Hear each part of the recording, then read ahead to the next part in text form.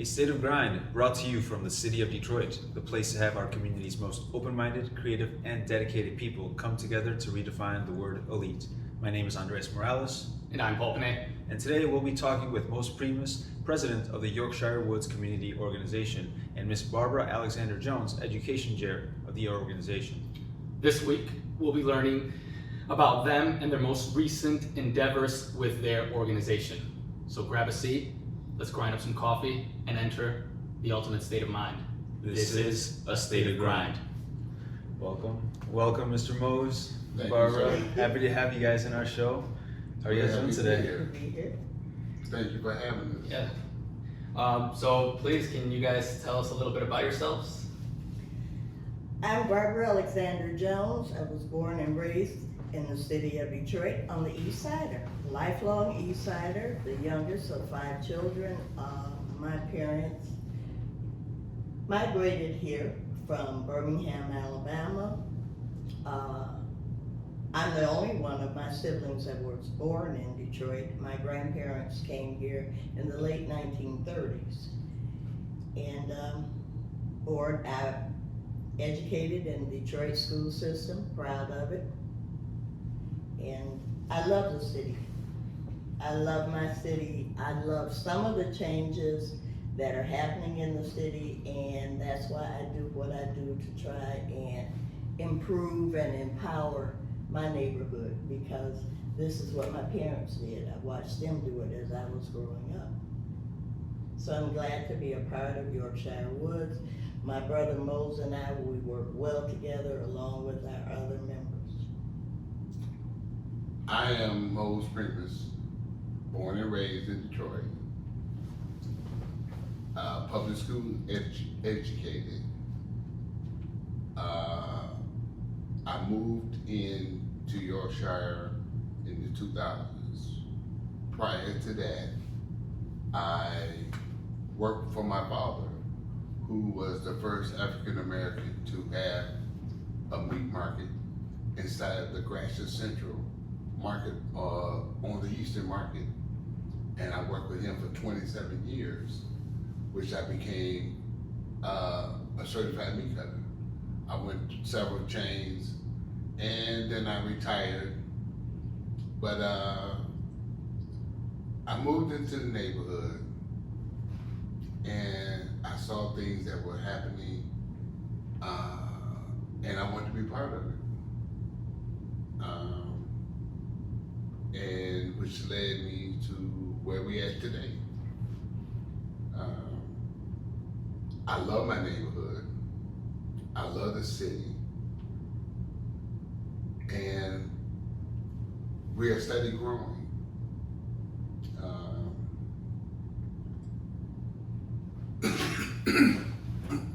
We became more active with a couple of neighbors.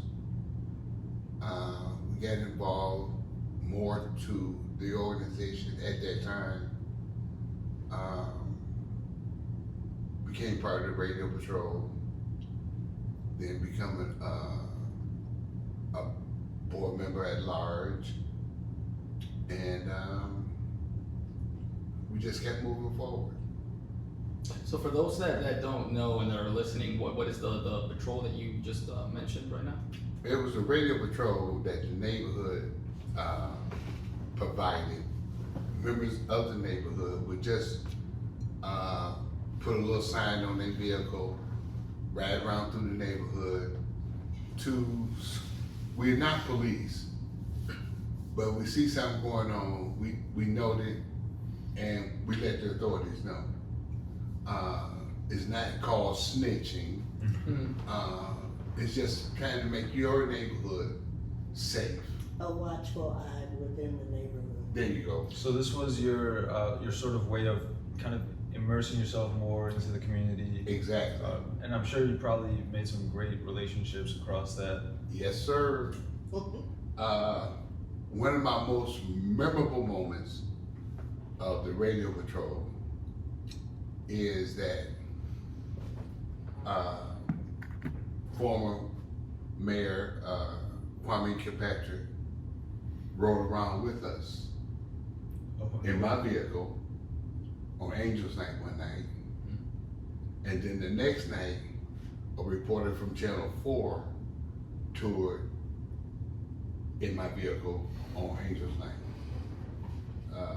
He called it Angel Night because they wanted to take away the burning of the fires. The night before Halloween. Right. And we Because patrolled we 3 used to nights. call it Devil's Night when we were kids. Right. With that being said, that was one of the most memorable times of being part of the radio patrol. And then on Angels Night, as we said, we had different locations that all the radio patrollers and police and city workers that was patrolling could go and get the snacks. And they got to be very elaborate, you know, wing ding dinners and French fries, anything you wanted. Right, Yeah. it went from just basic snacks to full course meals. They would have raffles, you could win prizes, and it was a collaboration between the communities, first responders, and city workers. Because at the time, my husband was employed by the city, the Department of Water and Sewage. And they had volunteers from their office who patrolled on Angels Night. So he and I both did it. And like Mo said, there were certain community centers where the patrol people who could go and, you know, get a cup of coffee, take a rest, do whatever, and there would be food provided for them. Nice. So, from the being in the patrol to, you know, funding the Yorkshire organization, how did that transition sort of happen? I know you said that you became you ran for office in your organization. Right. So, like I said, we moved here in 2000, and we became part of the organization. I learned a lot about volunteering and how I can do it. Not to say that I gave up, but I had started working a little bit more and I wasn't as involved. So in 2010, I retired and just looking for something to do. And we had a representative come to the Yorkshire Woods meeting, a neighbor and I, Michelle West, was at that meeting, and one of the state representatives said, well, I board up houses, da da da. I stood up and said, well, I don't see nothing you do. He said, well, if we're doing this project, you should come and help. So we went, and the conversation between Michelle and I and a few of the other neighbors said, why don't we start our own block club? So we said, okay, let's try that. So in 1 month, we met twice. And going into the second month, we went back to Yorkshire Woods organization to do a meeting. And we found out that the vice president had stepped down, the secretary was leaving because of her job, and the president at that time this job was taking him out of state. So the opportunity was there. So I had a conversation with Michelle, and I said, we should run for office. Now, I said it as a joke in the beginning, but didn't nobody run against us. So then now I'm out there. So they either put up or shut up. And I put all efforts into it because, one, I wasn't working and I had the time. So I had to meet the requirements. You have to attend, at that time, 6 consecutive meetings to be eligible for to be considered to run for something and be a member of the executive board. We did that. One member opposed it a couple of times, which delayed it. But we kept at it, and they had the election in November. They had the results in December of 14, and I took office in January of 15, officially. One of the things that I found out immediately was that the 501c nonprofit status had elapsed. The corporate papers had elapsed. So that was the priority. First of all, get that 501c3 back, get the corporate papers done. And by the February meeting, that was done. And we picked exclusive people that was dedicated to the neighborhood, that wanted to be part of the executive board. Because some people would say, yeah, I do this and I do that, but I don't want no title. Well, that can be true too, but we need, right now we're trying to rebuild. And that's the way we went. So we elected a new executive board, along with my vice president, Byron Spivey. We connected with an organization that was connecting with Evangelist Lutheran Church of America in 2016.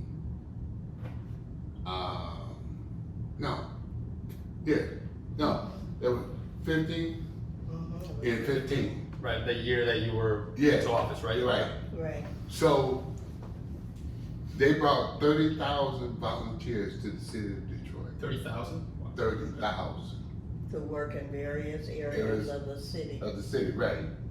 We were fortunate to get 100 people for 2 days, a Friday and Saturday. And they was fantastic. They called me at 6:30 in the morning that Friday and said, Mr. Primus, we have a truckload of equipment for you. Where you want me to put it? I'm like, wait a minute, I'm not even out of bed yet, you know?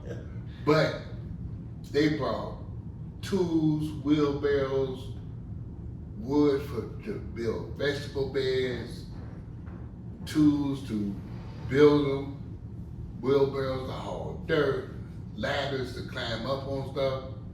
It was amazing to me. So we didn't have nowhere to put it. I'm just thinking right now back at what you said earlier, just like, yeah, but I was only kind of like joking. Right. You know, to go up to office, just thinking back a little bit, and then coming up to this point where you have an organization that's sending you equipment, and it's like you're like, this is happening Right now. So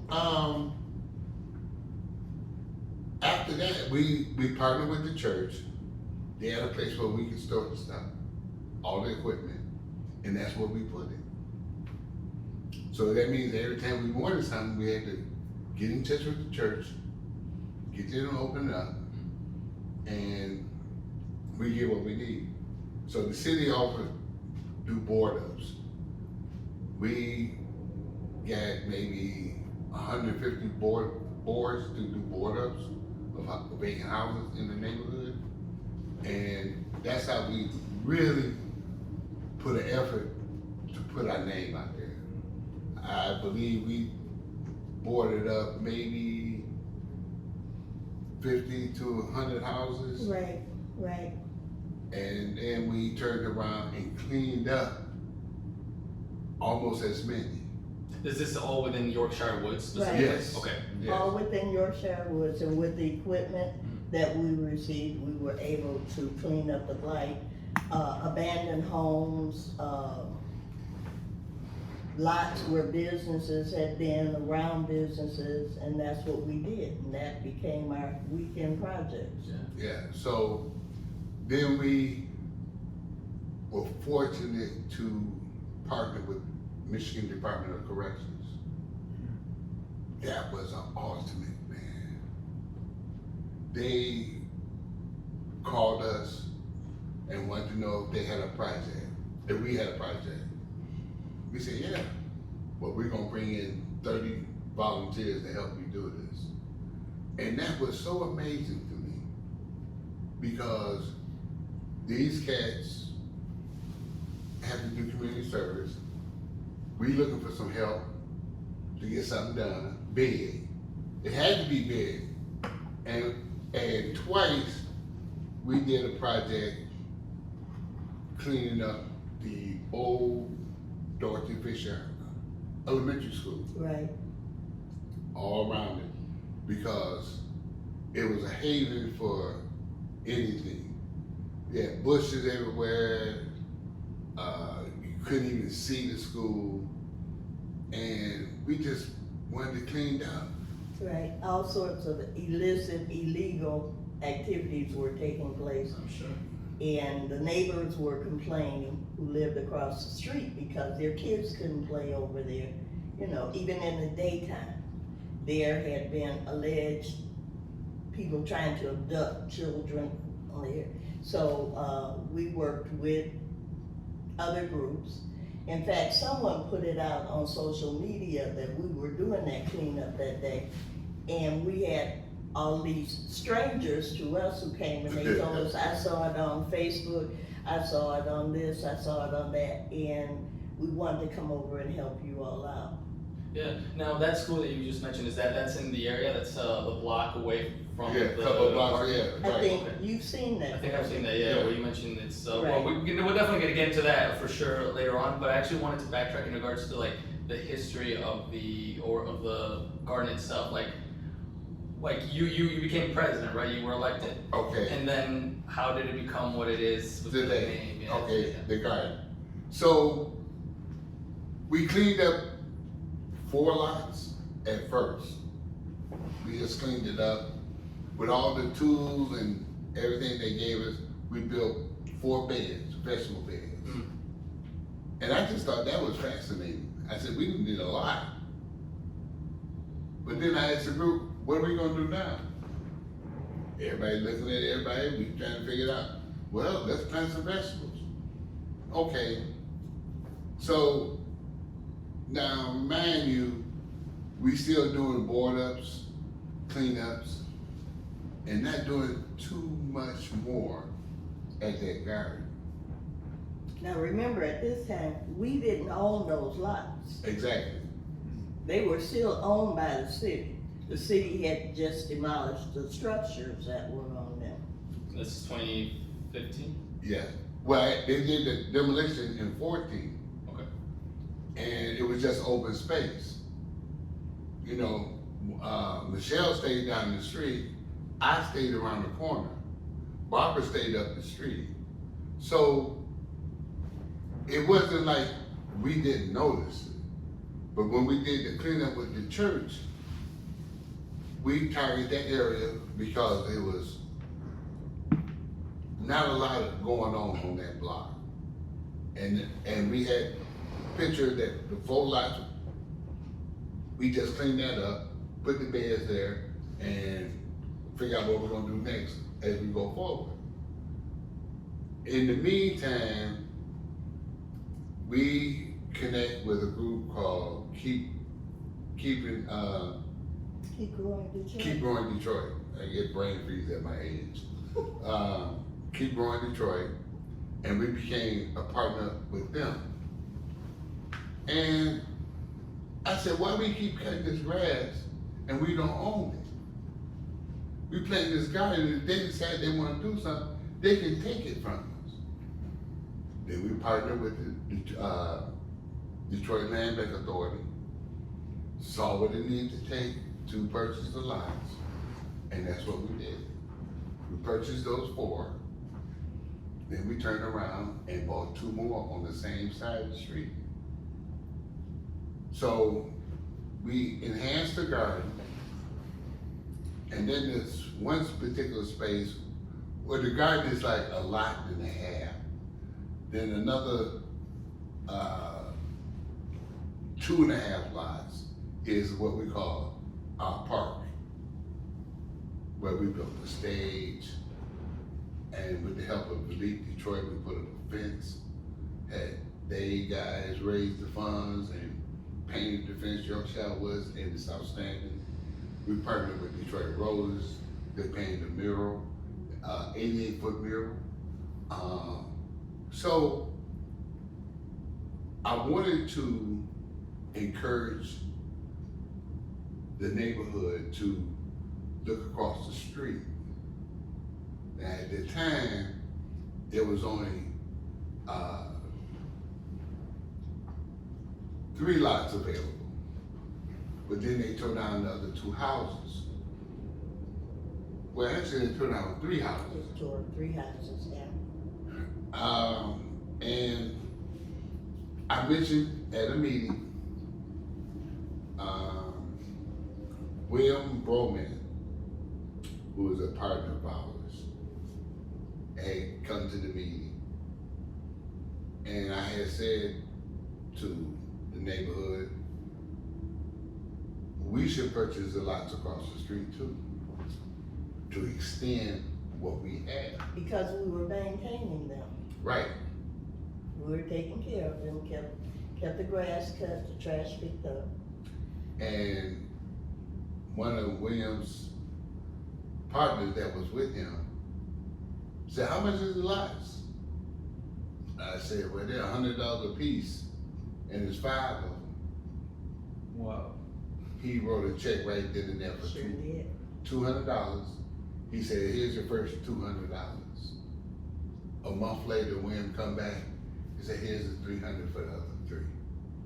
So we had a donation to able to purchase those 5 lots. Now we got things going on both sides of the street. And we're growing. So we partnered with Wayne Metro, and we were able to get a grant for $2,500. Where we put a defense for the 88-foot mural, and we built a stage out of that money. So now we got a stage where we can perform. We got a mural we can look at and reminisce because it has history on it. And right after that, Elite Detroit came in. We partnered with them, and they helped raise and volunteered to help us maintain our garden and what we have across the street. And one of the other neighbors, once we purchased those 5, came to me and said, Mose, we should do a bee farm. I said, a bee farm? I said, I'm scared of bees. He said, allergic? No. I don't know. I've never been bit, really. Never stung before? I've been stung, I'm not allergic, but Okay. It's never fun. Never fun. never fun. So he said, well, let's talk about it. So we sat down, we had a conversation. And it fascinated me. So we did a survey. People resented having bees all in the neighborhood. So we had to teach the And to neighborhood. educate them. Yes. That they're pollinators. Everything that we eat. Yes, and that's what got more people involved. So, we sat down, and one year the mayor was doing house parties where he would come to a neighbor's house to discuss their neighborhood. And this particular time, he came with a friend, which was Debbie Stabenow. Oh, wow. That blew my mind, you know. Wow, these some big shots here. And where we was having this gathering was down the street from the garden. And it fascinated me even more that We actually walked from her house, Michelle's house, to the garden, and Debbie just fell in love with it. She said, if you guys ever need anything, you call me. So we talked to the aide and said what we would like to do. So they said, well, put it on paper and we'll take a look at it. So what happened was one of the representatives from the company that they recommended come talk to us came, we had a conversation, we went to the garden, and what she said was, this is beautiful, but we're not the group to work with you. But we're gonna refer you to another group that's more into what you're doing. And I said, yeah, okay, we'll see what happens. Hold and behold, Mahindra Industries sent a representative down to have a conversation with us. And then we all had the conversation, we went down to the garden, and she was blown away. She said, this is beautiful. And she said, you guys are doing what a lot of people should be doing. I'll tell you, you guys were the only block in the area that was beautifying and changing developing. In a massive way. Mm-hmm. So they said, well, we have a grant that's getting ready to go out. And I'll send you a link and you should apply for it. You know me, I'm getting excited right quick. I said, you guarantee we gonna get it? She said, no. But if you put it on paper and the people that review it like it, it can benefit you. Well, it did. Yeah. We were one of the recipients of that grant. Yes. And it was for $5,000. And that's when the bee farm became, Instead of just a vision, we Right. actually saw it materialize Right. in front of us. We had the funds. yes. So I tend to jump ahead on different things that excite me more. No, absolutely. I Because understand. Ellsworth, who was Michelle's husband, he was the one that introduced me to the bees. And we was going at it. We can get all this wood. We can get a company come in to install the fence. We got a group from Mahindra to come down and volunteer to help plant plants. Then we get pollinator plants, plant roses, plant tulips. And we were just about to finish. Well, we had finished the grant and finished the project, and we was working on another one. I called Ellsworth that morning, and I said, we gonna get together today to finish this grant? He said, yes. He said, I'm gonna run to Home Depot, take care of a little project at the house, and I'll meet you back here at my house at 4 o'clock. Cool. I go about my business. 3:30, I get a phone call. Yeah. Phone call said, I'm sorry for your loss. Well, wait a minute. Sorry for my loss. That means somebody died, I know. I said, what are you talking about? Oh man, I'm sorry. You didn't know? Know what? Ellsworth had a massive heart attack. I said, oh no. And I immediately freaked out, and I called his wife, Michelle. And she was at work Right. when it happened. So she didn't know either. She, at the moment that I called, she knew. She was in the process of coming home. She said, yeah, he had a heart attack. And by the time I get back to the neighborhood where everything was done, EMS had been there and took him to the hospital where He had just walked out of the house and got into his car to go never home. shut the door. No. Never shut his door. Started the car, Started but the never car, shut sat the down. car door. never shut his car. Never shut the car door. And had a massive heart attack right there. Yeah. Yeah, I met him across Yes. the beekeeper. Right. Beekeeper, Yeah. Um, Because he had taken classes at Yes. one university to become a master beekeeper. right. He was all into it, you know, had taken the classes, had books on it, even had jewelry. In fact, when he passed, his wife had ordered him a lapel pin that was a bee. I even went to a seminar with him. Right. That wasn't, it was out in the city, up near Traverse City somewhere. But we became like brothers, Yeah. and it was devastating me. A sad note, I lost all my brothers. And it's hard for me to lose a brother. Because when I lose a brother, I reflect on my mother's sons, you know. But the legacy goes on. Now with his daughter, she wants to help preserve that and go forward. Right now she's expecting, so she's out of commission for a little while.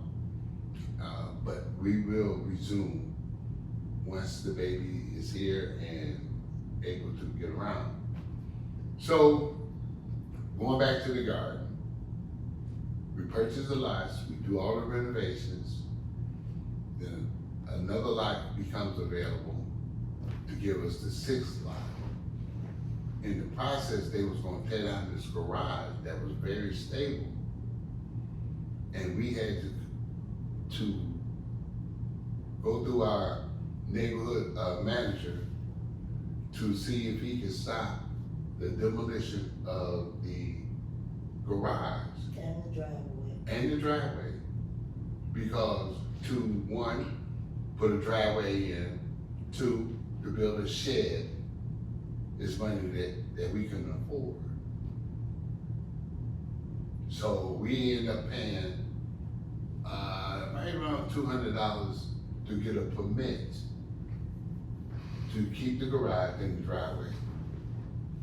And what was fascinating me, because the day that they came to do the demolition, I begged them to let that driveway garage be last, because I'm on my way downtown to get a permit to keep it. And so they had finished, they went to lunch. By the time I made the phone call, they said, I got the permit in hand, I'm on my way back. So that's how we became, received the garage and the driveway to make it our storage bin. That's where we kept all our equipment that we moved from the church into the garage. So after they demolished the house, we were fortunate to get another grant from Detroit Future City as a community partner, and I love Detroit Future City. We got a grant for $6,500. And what we did as an organization, we cut down some trees that we were able to do ourselves. Were they big? Like, were they? Yes, there was nice sized trees. Was this before we had met you guys in 2018, January 2018, or was this like later on after? It was right around the time before we met you. Before, okay. Right. And Mr. Nick, who is a garden angel, him and I worked at the land bank at one time, and we just stayed connected through the years. And he came over, he helped us take down the tree. We eventually had to call in a tree guy to take down this one tree because it was out of our control. And we didn't want nothing to happen, so we got him to come over. Then we called in another guy to plow all this lot, then to till it. so that we can grow something.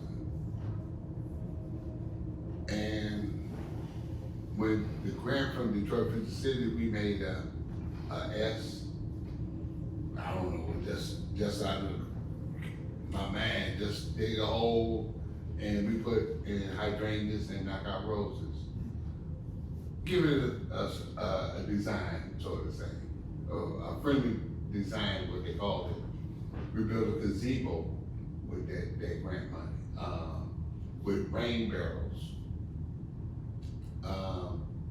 And now it's an added attraction, especially with the blooming of the hydrangeas, then the knockout roses coming up. And I have noticed, because I may not be there long, but I'm at that garden every day. Every day. It may not be before I go to work, but you can rest assured, I'm looking down the street, riding past it, making sure everything's intact. Why Four Angels Community Garden with the Four Angels? In the process of doing the cleanup with the Evangelist Lutheran Church of America, we found, now mind you, we cleaned up both sides of the street. And at the back of this one house was a little shed that I guess they use as a storage. We first found 3 little ceramic angels. And we thought that was so fantastic. And all that destruction, all that debris, they was a little chipped up, but you knew they were angels. And then we did a little more cleaning, we found the 4th one. It's pretty cool. So we said, that's what we're gonna call it, Four Angels Community Garden, because we found those angels.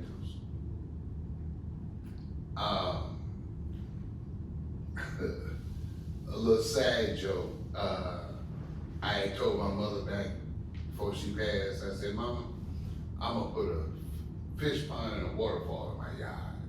She laughed at me. A couple months later, she said, can you eat the fish? I said, no, Mama, they're pretty. She said, you need a garden. I said, Mama, if I grow 1 tomato plant, I can't eat all the tomatoes. She said, give it away. So in my mind,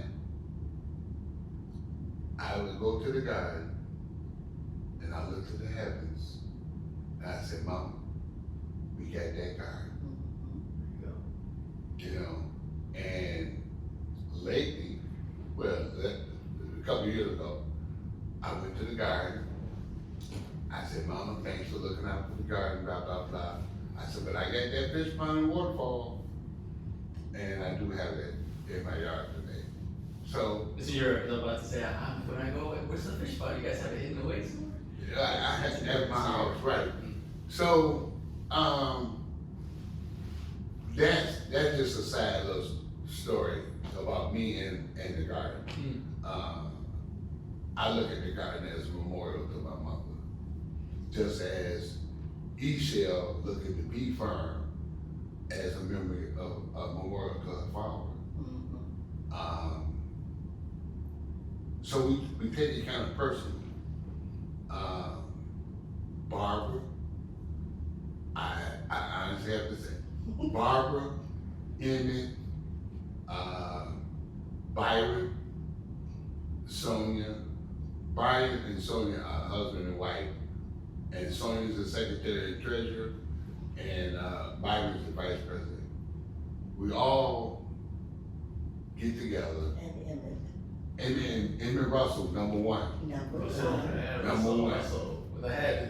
Yeah. Always had. Emmett's like my right hand, That he is. you know, and he keep me on the straight and narrow, That he does. you know. Emmett would go over there, we were doing it together, cutting the grass. And I have a tractor, he has a self-propelled. He cuts a certain part that's, he like to do. On one where he can go straight on through. I, with the tractor, I get the majority of it. You know, cause I can zip through, cutting the grass. I start on the B side, and we start on the garden side. So by the time we finish the garden side, I'm finished with the B side, and I can come back and help in the larger spots. What's hard for me with the tractor, he get with the lawnmower, you know. So Yorkshire Woods has truly been blessed. That we have. And like I tell Mose all the time, I said, this is what God meant for you to do. And it's because of his dedication and hard work. It always seems like whenever we need, it's always there for us. Right.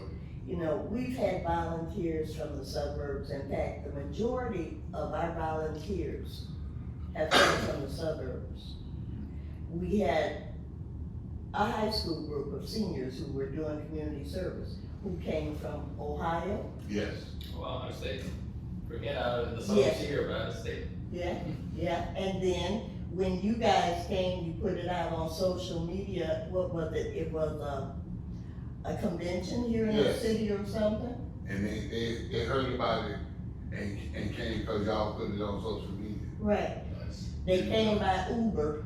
Right? that blew my mind. There you go. That's how. But that's how it happens. what did I call them? Really? Millennials? Yes. Yeah. You guys are Yeah, remarkable, and man. Gen Z, yeah. Yeah. But it has just been such a joy that we've always been able, unexpectedly, he'll get a phone call because I nicknamed him, Emmett and I call him the Barack Obama Eminent. of Yorkshire Woods. Emmett now, yeah. Yeah. Yeah, because when he introduces himself as Mose Primus, Yorkshire Woods. Eminent Mose Primus. Right. Yeah. So I guess kind of transitioning into a little bit more about the organization, and obviously, like I'm sure we can't get to where we are without the help of the people that we surround ourselves with. Right. But you first have to kind of lay down a lot of the groundwork, and a lot of that comes through your philosophies and through your methodologies. So on your website you have to develop, to improve, and to maintain as kind of like some key principles of the organization. Can you elaborate on that a little bit more? Well, it goes back to when I moved there. It was nice and clean. There was a lot of Homeowners. homeowners, Right. and they kept up their home. When the real estate collapsed, Right. it just tore us apart. But it's kind of hard for me to really put it how I feel, because I just want the best for everybody in my neighborhood. That's the bottom line. And what we try to do, the board ups, the cleanups, the beautification, is that we just try to spread it all around for everybody to enjoy. It's not about me. I just want to make that clear. It's not about me. It's about what I can do to help my neighborhood. Right, to improve it. Yeah. And to make it safe and people feel secure and a sense of ownership. That it doesn't matter whether you're a homeowner or renter. That you take ownership and pride in where you live. If there's a piece of paper that's at the curb, no, you didn't put it there, but to feel like, well, I'll go and pick that up because It's in front of my house. it's in front of my house. Or it's over on my neighbor's lawn and they're out of town or at work, or they're senior citizens and they can't get out. It's about helping each other. And it was the way when we were kids, Yes. how the neighborhoods were. Mm. We were all poor and Yes. struggling, but we took pride in where we lived and what we had, and we were willing to share with each other our knowledge of what to do. People would move into the neighborhood and they had never had a lawn to take care of, but they watched how their neighbors took care of theirs. And the neighbors would go over and say, can I lend a helping hand? Or they would ask, how do you do such and such? And that's what we're trying to get back to. I know we won't reach everyone, but our main goal is for people to feel a sense of ownership and pride in where you live. We don't have to live out in the suburbs to have a nice, wholesome, clean neighborhood. Absolutely. Yeah, in regards to having people help your neighbors, you mentioned earlier how most of the people that help to clean up are volunteers from suburbs and even out of state. You know, Iowa, like that's Right. crazy to think about. So with the mantra of taking ownership and pride comes a sense obviously of responsibility, accountability to Right. your neighborhood. What do you guys do to try to also get the people within the neighborhood now to help out? Or is there, what do you guys think is like, where more volunteers come from the outside and then the inside? Is it because there's not as many people that are originally from the neighborhood, which shouldn't, excuse me, which shouldn't discount them from helping, right? Absolutely, because just because you're not originally from there. But is that a factor as to why people within the actual neighborhood may not come out? I think,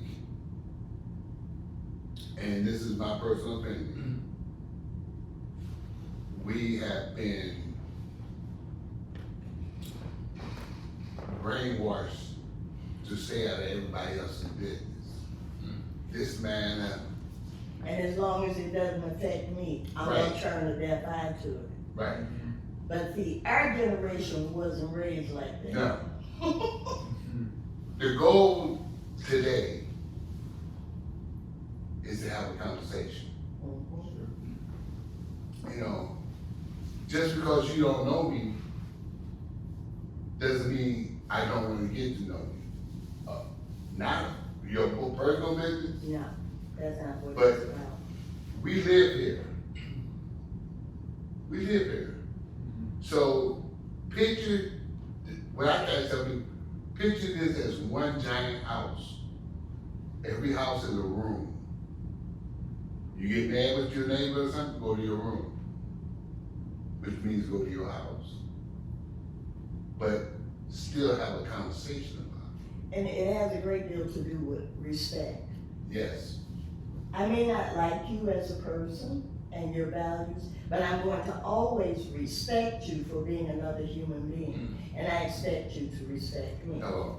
Thank you. Mutual like stability and Yeah. as a human being. Right. Absolutely. Right. And that's what people have lost. You know, people have gotten so narrow-minded, I'm gonna stay right That's here the with word. the expression, stay in your lane. Well, stay in your lane doesn't necessarily mean that you're trying to get in someone else's business, but the things that you are capable of doing, you work on that. Right. Right, and that's what we're trying to get, to show our neighbors that we all are a part of this larger picture, but we need to work together. I think many times, especially younger kids, tend to have a lack of purpose Right. in Yes. society. Right, And maybe to a certain degree, I think if we think about our roles in our society, you know, because you're right, we are, as much as we are individuals, we're also a member of our society. Right. Like I'm a neighbor to somebody else, I'm a son, right, or if I'm a father, that's my role. Right. And that's how I can guide my day-to-day activities to live a more fulfilling life, essentially.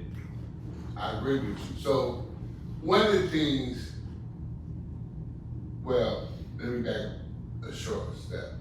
When the virus hit, that just shut down everything. I mean, everything.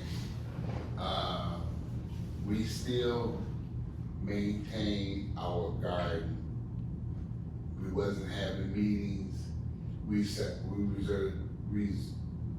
resorted to conference calls, and they were good for the moment, but it's not like in person.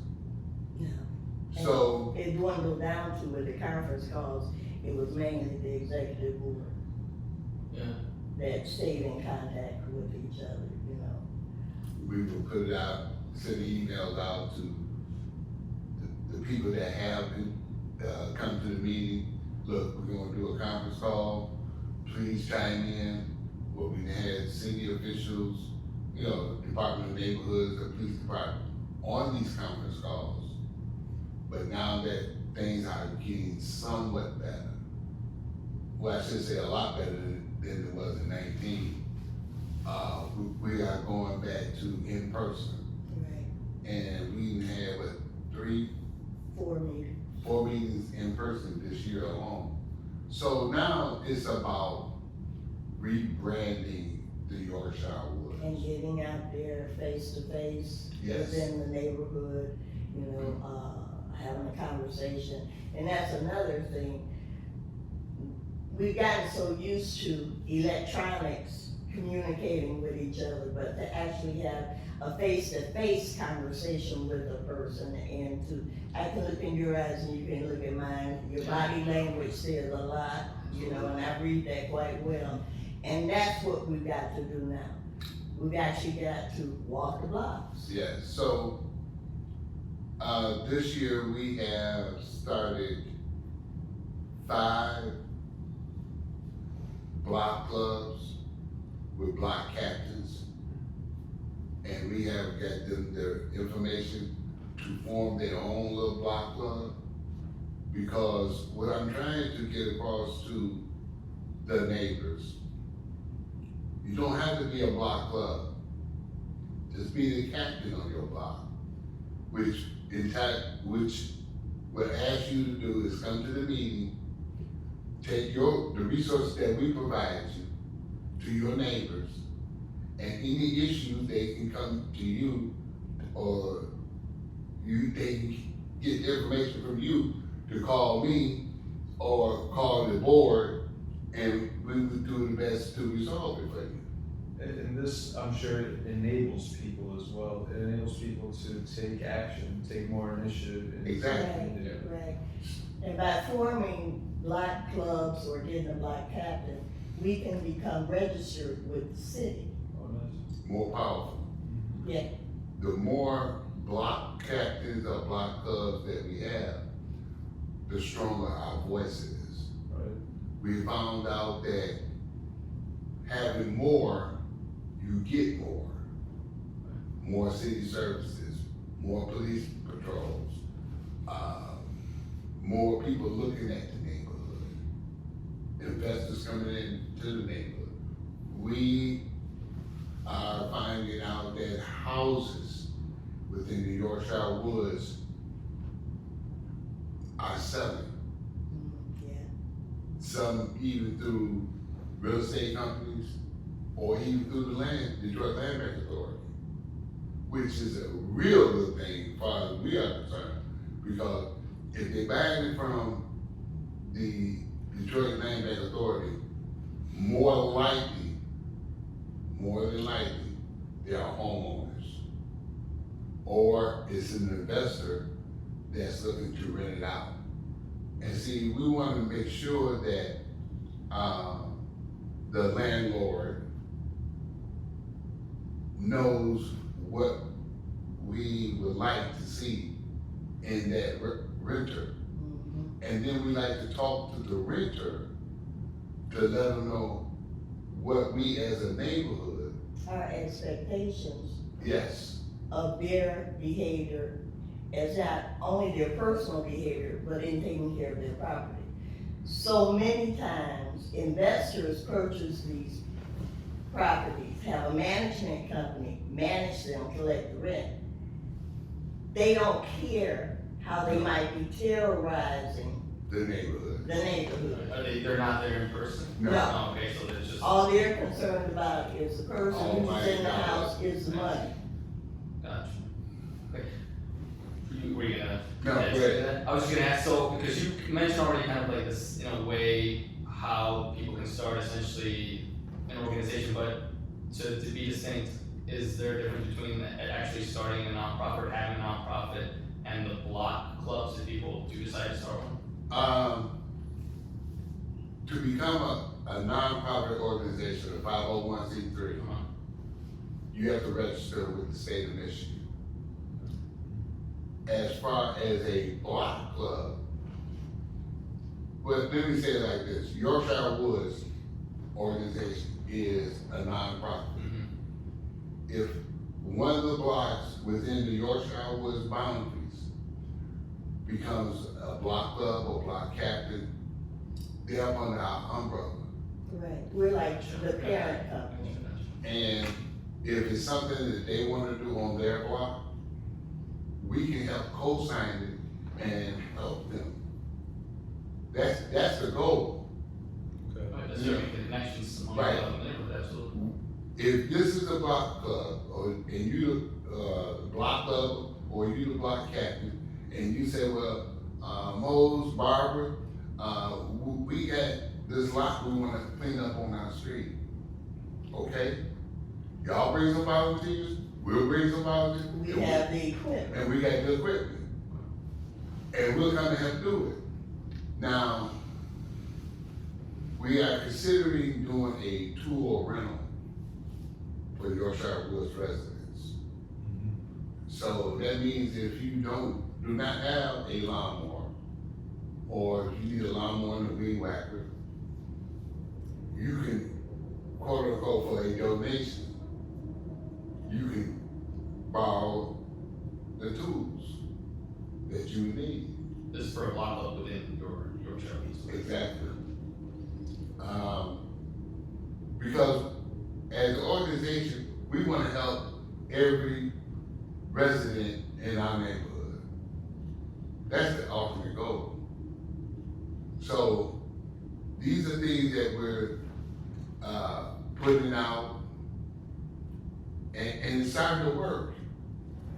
It's starting to work, and I get excited quick. Yes, you do. I get excited quick. We're in the process of right now, writing this grant for beautification. We're trying to raise funds for picnic tables, benches, a few grills, and a fence. Not a high fence, just maybe a 4-foot fence with a little chain between it, go around, so nobody drives up there. That has happened. That happened this past winter. Yeah. I guess, Right. So, sorry, Mose. Just trying to also be a little conscious of your time, but I guess one question that I kind of wanted the people to kind of hear from you is, how can, being that I'm sure to you community involvement is a huge virtue to have, how can community involvement bring fulfillment into people's lives how does it bring fulfillment to your guys' lives? as well? A sense of satisfaction Yes. and gratitude. I am a people person. Paul knows that. I'm a hugger. I like to see that sparkle, that light go out in your eye when you see a sense of accomplishment. Like I say, I was raised in a household that did community work, my parents, even though they had full-time jobs, So I like to get involved, learn new things, because it's a learning process on both ends. But it does my heart so good to see improvements, the slightest improvement, Yes. or a sense of accomplishment. Because I'll still get out there with a lawnmower, it's my favorite thing. And pull weeds, do what I can do. And to teach someone else that, the next generation, because as young as I am now, I know not get out here. But, I just enjoy it. Let me say this. You asked me what it is. It's just like Barbara said. We go over there, we cut the grass, and we sit back and look at it. We got volunteers that come over, they help us do whatever, and then you sit back and look at it. It's a sense of accomplishment that you want everybody to see. I know we're not gonna reach everybody. Everybody's not gonna get excited about it like we do, but some of that might work on. And I have a small group of, say, 7, 8, 9, 10, 12-year-olds. Whenever they see us down at the garden, they run down, you need some help, you know? Well, I want, first of all, yes, we can use your help doing something, but I want your parents to get involved. Yeah. You know, and I explained to them, the hardest thing for you to understand is not always about money. Because the first thing they said, well, how much I get paid? Wait a minute, who said anything about money? You asked me, did I need some help? I'm trying to say, volunteering has been rewarding to me. Right. It really has. I volunteer for something, somebody say, hey, I like what you did over there. I'm willing to pay you X amount of dollars to do that over here. Okay. Do that, somebody else see it, same thing. But you have to apply yourself. It's like a long-term investment, you know, you put time into something first, sow the seed first, and then where you put your soul down the road as opposed to. So now, Instant gratification. right, so now what I'm trying to do is get those children to tell me what kind of vegetable they like. And I'm gonna show them how to grow it and let them maintain it and let them see how it grows. And then they can eat it. Taking ownership. It's huge. It's huge. This. I want to be able to take those same ones and make them entrepreneurs in their own business. Right. Start a landscape. You know, come over. We'll show you how to cut grass, but you got to learn how to cut grass. I had to learn how to cut grass at my age. I was chopping up blades like it was a chop block, you know. But when it started costing me more money to get a new blade, wait a minute, hold on, I'm not doing something right. So I learned so that I could teach somebody else. And that's all about giving back. Right. That's all it is. And like I said, I do it because I like it. That's huge. I do it because I like it. Barbara liked it. And again, after it's said and done, and you have a moment, you reflect on everything from the start to where it's at today. I've had people from St. Clair Shores, from Dearborn, that heard about us, came over to see it, and they just sit there and fascinated. And that just woo me because we're doing something right, and somebody else wanted to see it. Right. And we feel that what outsiders see when they come to the garden, the beauty and the potential. Yes. We want our neighborhood people to be able to see that. Not just look at it and say, oh, there's nothing but a vacant lot. Have enough imagination and vision to see what it can become. Beautiful said. So that's actually a perfect segue because pretty much one of the last questions was, what can people do to get involved with you guys? Do you guys have any future projects in the near future or in Yes. horizon? We are starting to raise funds now for back to school. we're looking for donations to purchase some book bags, the supplies, backpacks. We call them the backpack pack, meaning a backpack that's packed with stuff, you know. To have before school start extravaganza. Maybe we can get a bounce house and a DJ, or even have a movie night, and make it happen. I'm in talks with a young man that has some of those movie screens and other bounce houses, and he has talked to me about help us do that.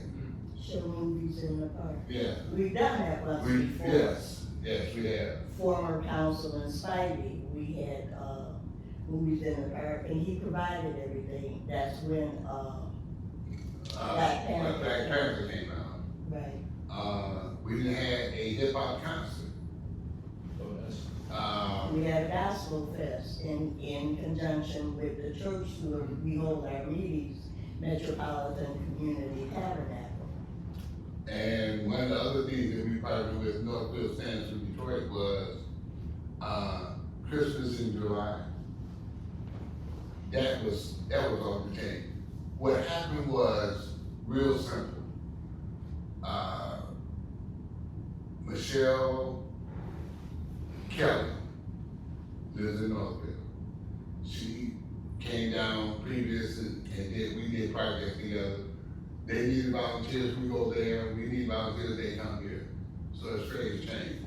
So she called me up Monday. She said, my grandbaby want to give away some toys. Do you know any children that would like some toys? Long story short, she put it on her social media and she got toys by the loads. They took 2 trucks, made 2 trips from Northville to Detroit to bring these toys. And the one that touched me the most was this one toy, the Easy Bake Kitchen. The sink, the little stove, the microwave, and this little girl gets out the car with her mother and runs to it and said, Mama, I want this. Is she from within the neighborhood? Yes. Yes. Because we just displayed all of the toys everything. at the garden, on tables and on the grass, and you could just drive by and pick what they want. Let your child pick what they want. As long as it was okay with you, they can have anything that's out there. But that little girl, and she said it's so sweet, Mama, that's my kitchen. I want that. She's putting it out there, foreshadowing. Yeah, I said, you want that? She said, yeah. I said, it's yours. Here's the catch. The mother couldn't put it in her vehicle because it wouldn't fit. So one of the ladies from Northfield put it on her truck, delivered it to her house. That touched my heart. It don't take much to really penetrate to my heart. No, it doesn't. But that just excited me. And even today, I can hear that little girl's voice saying, Mama, I want that.